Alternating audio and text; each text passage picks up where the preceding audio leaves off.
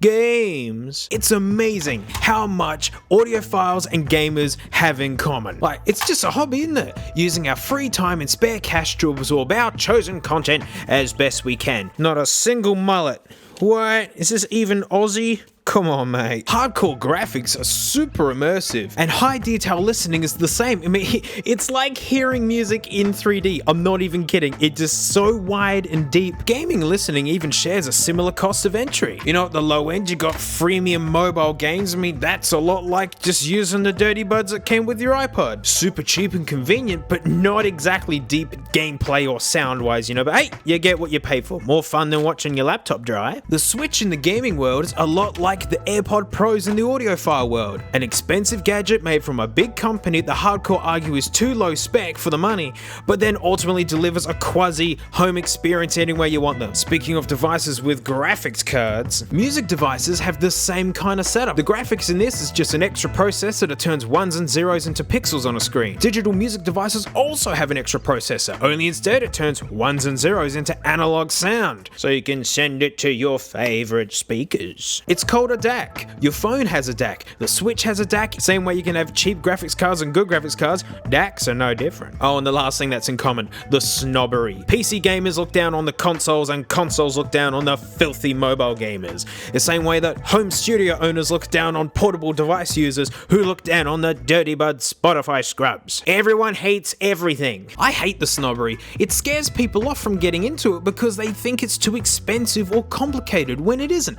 I mean, the hardcore stink at selling folks on the hobbies. Sorry guys, you're just too heavy-handed. Well, forget them, mate. I want to be your dirty introduction to being an audiophile, and you can do it with the phone you have, and you can do it on the cheap. So if the GPU in a console or PC is the same sort of thing as a DAC in your phone, your headphones do the same job as a computer display. Only thing is, if you want high detail gaming, you need high detail displays, and then all the power that goes with making that happen. It's like really expensive. Beautifully, if you want higher detail listening, you don't need a crazy DAC to start with. You just need headphones designed for what you're playing music out of. It's boring time. To help you work out if your phone's DAC and amplifier are strong enough to run headphones, yes, your phone has an amp in it as well. There's a number to look out for. Ohms. Super layman's terms, and there are other factors at play, right? But dirty explanation, the bigger the number, the more power it takes to run them. Like for context, Apple's dirty buds, these lads are about 40 ohms. You can get these real loud out of a phone or laptop. Entry-level studio headphones, mate, they're starting to hover around the 70 mark. At my reference AKGs, these lads are 120 ohms. You know, at this point, you want to be using a headphone amp to boost the signal from the DAC. You can plug them straight into your phone, but you find yourself using heaps of volume, and I don't know, they're just flat sounding, like nothing special. So if you run out and grabbed audiophile headphones, plugged them into your phone and gone, oh, they don't sound that great, why are they so expensive? You know, you kind of know now. For example, Audio Technica M50Xs. You know, everyone raves about these. Big bassy headphones. Oh man, how many ohms are these? Because you know, you plug them in there. These have way more bass than these, and these are 60 something ohms. So if these dirty buds are only 40, these guys are 38 ohms, less than the dirty buds. And don't think that lower ohms means that they're worse, right? Grado Sr325s, 2020 award-winning, high-detail, critical listening headphones handmade in New York, 32 ohms. Grado has made these since the 90s. These are actually designed for portable music players. My Shure 425s that I keep showing, you know, darlings of the in-ear headphone world. These cost more than my AirPod Pros, by the way, and are professional grade monitors, which is what I use them for. 22 ohms! And like, when these are crammed right in your head and that tiny bit of volume comes in, they're actually a little bit scary. No lie, 80% of the sound improvements come from the headphones themselves and me, and it's just diminishing returns from that point on. So your first job is to pick a pair of headphones that suit the sound that you want. So real quick, I mean, here are my picks to get you started for the best value. You want full isolation so no noise gets in for public transport, maybe your roommate's noisy or something. Well, mate, bring the quiet with you with the HD 280s from Sennheiser. These are under $100. For how they sound, mate, under $100 for that ceiling, amazing. You want industry accredited content creation and mixing headphones that are balanced, and you know that's what you're sending out there? Sony MDR 7506s. Sony's been making these since the early 90s. Look at them. They still make them today, and it's vintage Sony professional stuff. Best value open back wide sound, mate, the Sammy SR8 Fitties. Look out, one grit. You want that strong bass and like lots of high end, you know, they're fun. M50s, Audio Technicals, or the 40s or the 30s, any of them really. I'd rather these over these if you ask me. That's plenty of bass. But if you like that little bit extra and you're watching all the older audiophiles scoffing, oh, they're not bassy at all. It's like, well, to me they are. And finally, if you want to do high detail listening for cheap, come here, boys.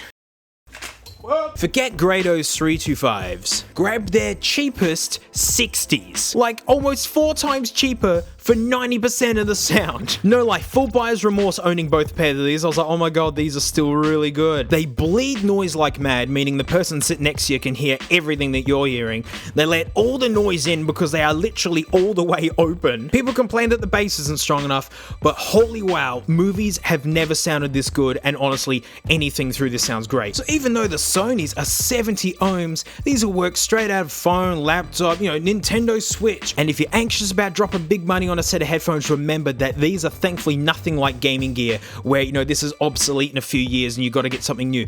Good headphones stay good. I edit all these videos with these and they are 35 years old, 1985, way before I was born, and still amazing. So grab any of the headphones that I've shown you there and you're going to be stoked with any of them, especially if you're coming straight from Dirty Bugs. Boring time is over. Now let's pretend you've just grabbed some nice headphones.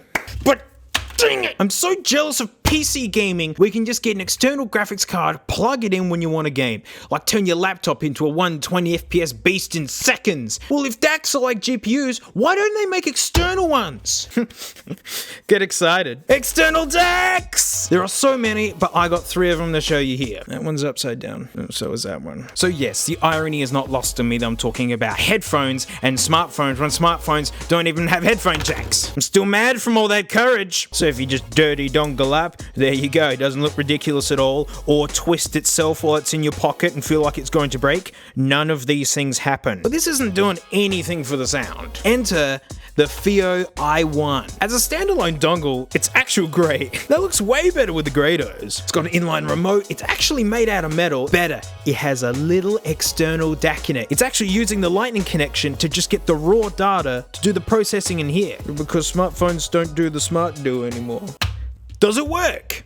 Yup, the low end gets lower, and the high end, like hi-hats and synths, they're just more detailed, and there's more separation between the instruments, just a little bit.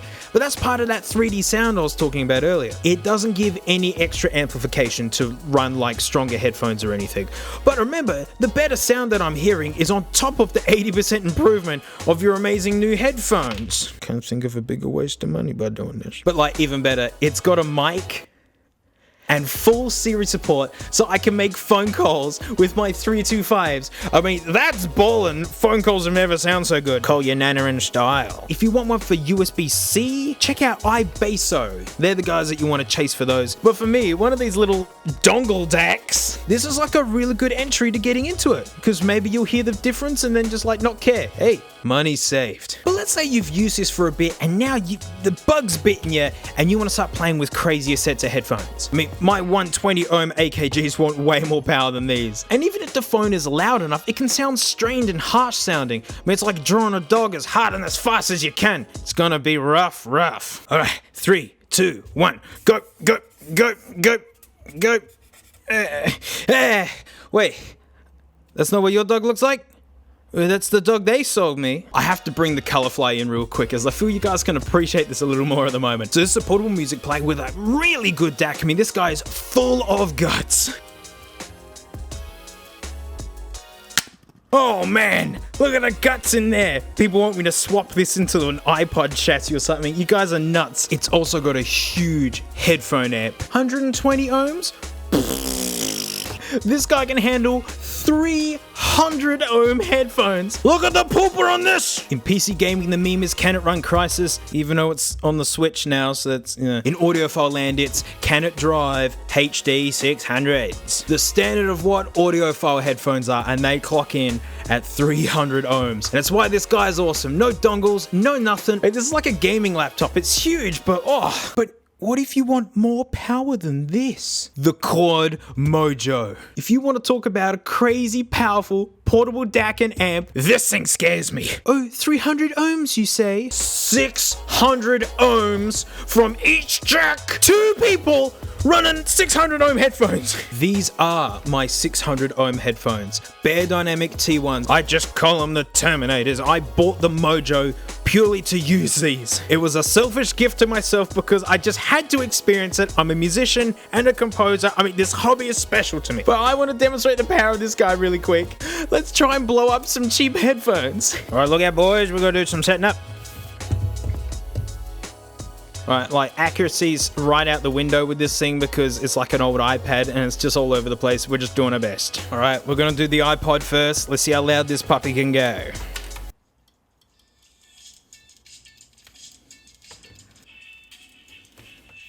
Yeah, all right, thanks for trying. Come away. It's Colorfly's turn. We're gonna try. Oh, ads. We're gonna try and get it into this pooper here. This is how you know you're thinning out the soup a little bit too much.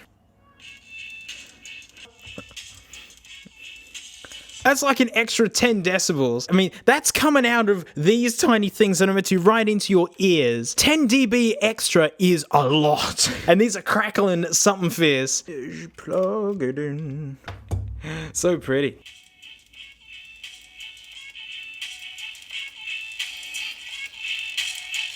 Whoa!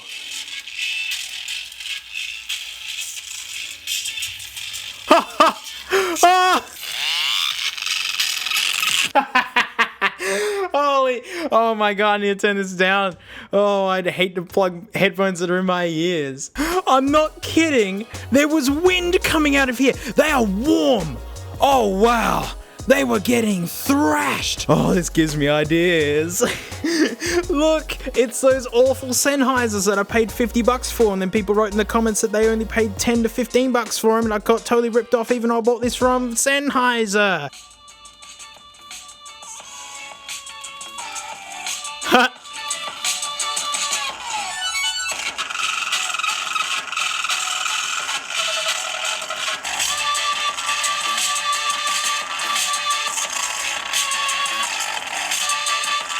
Oh man, it's only subtle, right? But there was a breeze coming from this, and these are warm. That's what you get, you pretzel brained, stupid. Oh wow. Oh, that's not healthy. Oh, eyeballs, eyeball warning. Eyeballs! Whoa! Look, I got 2 laps out of it.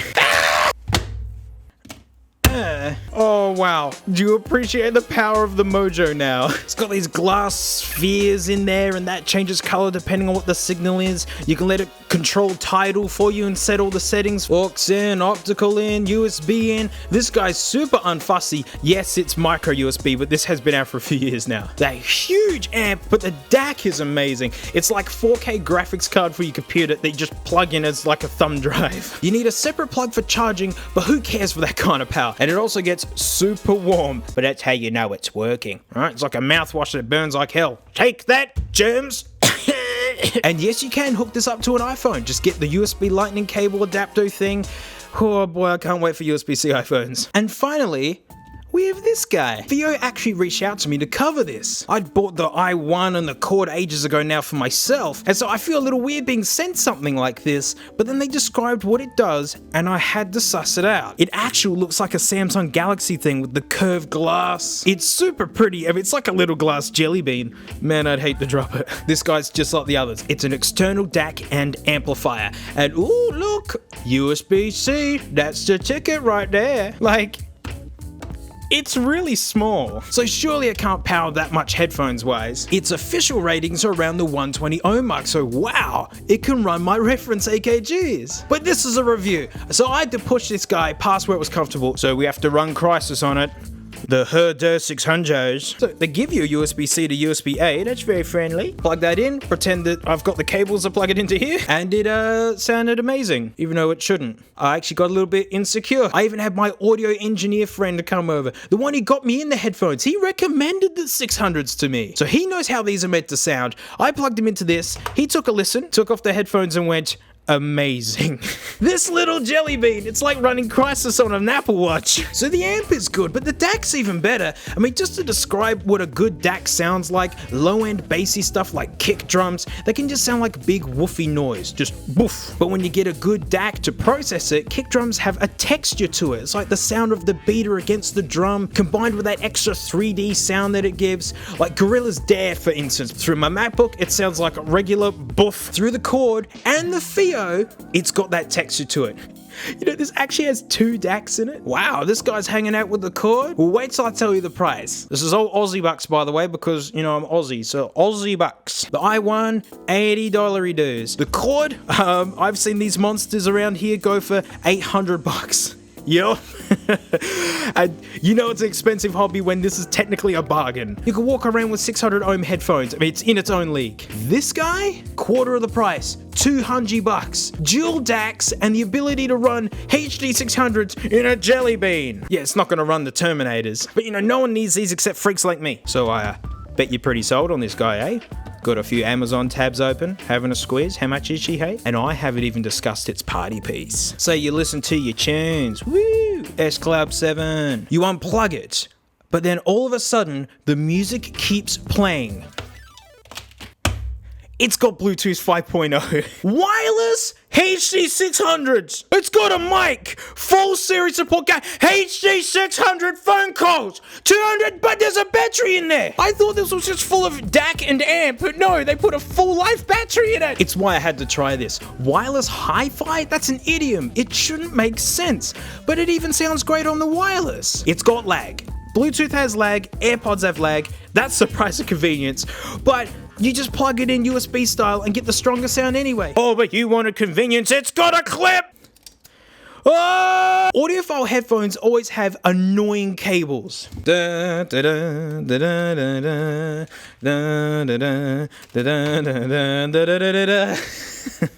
Spaghetti. So being able to tuck all that away somewhere and then just use my phone as normal while getting amazing sound, I mean, it just blows me away. And this is how you know it's a hobbyist device. That isn't just an extra headphone jack. That's balanced output. It's super complicated and weird and quite a bit boring, and how the signal is sent down both wires instead of just one and the other using a ground. There's phasing involved, and basically it's all to reduce noise, especially with long audio cables. Theo even sent me a balanced cable kit for my 425s. It's maybe the nicest cable I've ever owned.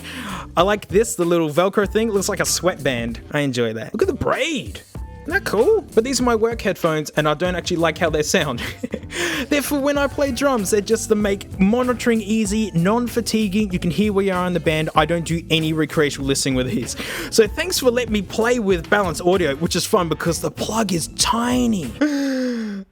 Look how little it is. So, you know, balanced signal isn't a savior or anything, but there are people who really like balanced headphones, and the fact that it's got that on there, that's such a geeky toy for audiophiles. So, Theo, you're legends. Mwah. So grab some headphones and get into it, you know, listening to childhood music again, but now you're picking up all the extra instruments you had no idea about. And when you want more than these, mate, just grab an external DAC and go charge it on forwards. At $200, this is my pick. You know, HD 600s and these, what a combo. And headphones wise, remember, you can buy used. My HD 600s are secondhand. Sennheiser have been making these since 1997.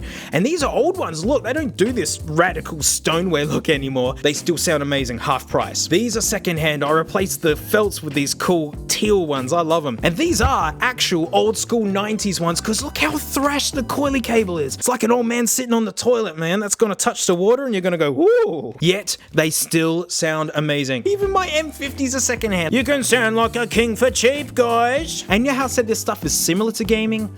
Well, you can use all this stuff with your gaming setup. That's why I love this hobby. You make everything sound amazing. Movies, games, music, you know, phone calls to Nana. And all that's left to say is, thanks so much for watching. Big thanks to my patrons, especially these stinky names right here. $1 a month, I do extra videos. And this week, we're looking at some brand new vintage headphones. Gamma, gamma, gamma! Look, an Ashen's joke, stereo headphone, just the one. So we're talking 600 ohm headphones, 300 ohm headphones, 120, 70, 32, 8. 8! I didn't know they went that low. And these are literally brand new. So $1 a month, that video is hanging out right there. Shoot me a message. I always reply. Sorry if it's a little bit late. I'm only one person. And I'll see you all next time.